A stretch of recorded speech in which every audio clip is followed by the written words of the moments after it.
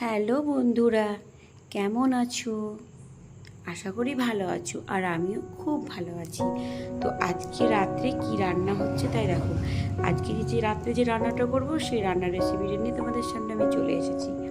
তো আজকে রাত্রে হবে ডিমের ঝোল।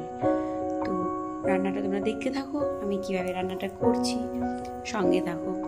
দেখো, ডিমগুলোকে আমি সেদ্ধ করে নিয়েছি, ডিমগুলোকে আলুগুলোকে সেদ্ধ করে নিয়েছি, তারপরে ডিমগুলো আমি খোসাও ছাড়িয়ে নিয়েছি।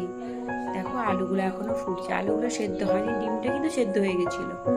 তার জন্য আলুটাকে আরও কিছুক্ষণ সেদ্ধ করে নিলাম, ডিমগুলোকে তুলে নিয়ে তারপরে দেখো আমি ডিমগুলোকে একটা একটা করে সব ডিমগুলোকে ছাড়িয়ে নিলাম।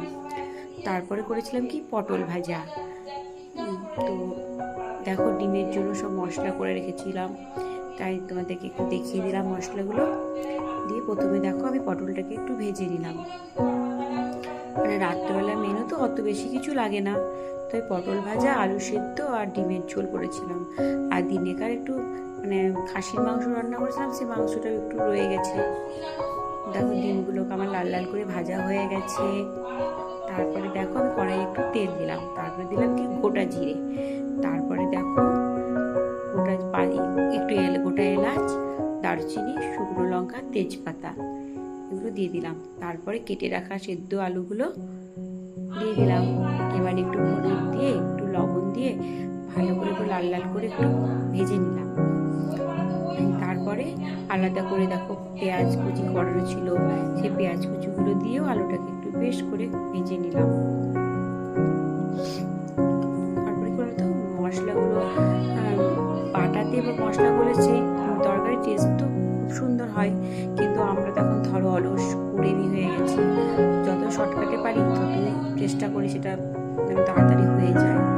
তো দেখো আমি মিক্সিতে মশলা পেস্ট করে রেখেছি, আদা বাটা, রসুন বাটা আর জিরে বাটা আর টমেটো সব একসঙ্গে পেস্ট করে রেখেছি, সেই মশলাটা আমি দিয়ে দিলাম। মশলাটা দিয়ে দেখো মশলার গুঁড়োটাও একটু ধুয়ে আমি জল দিয়ে দিলাম। তারপরে মশলাটাকে ভালো করে আমি ঢেকে ঢেকে অনেকক্ষণ কষলাম।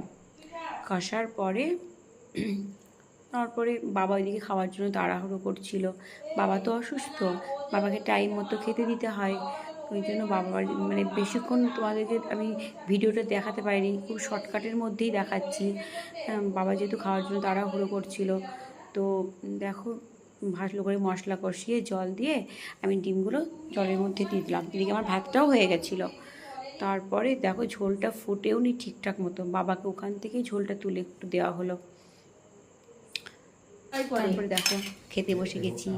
দিনেকার খাসির মাংস ছিল, আর আমি ডিম অতটা পছন্দ করি না, আমি অর্ধেক ডিম নিয়েছি, আলু সেদ্ধ, শাক, পটল ভাজা, ভাত।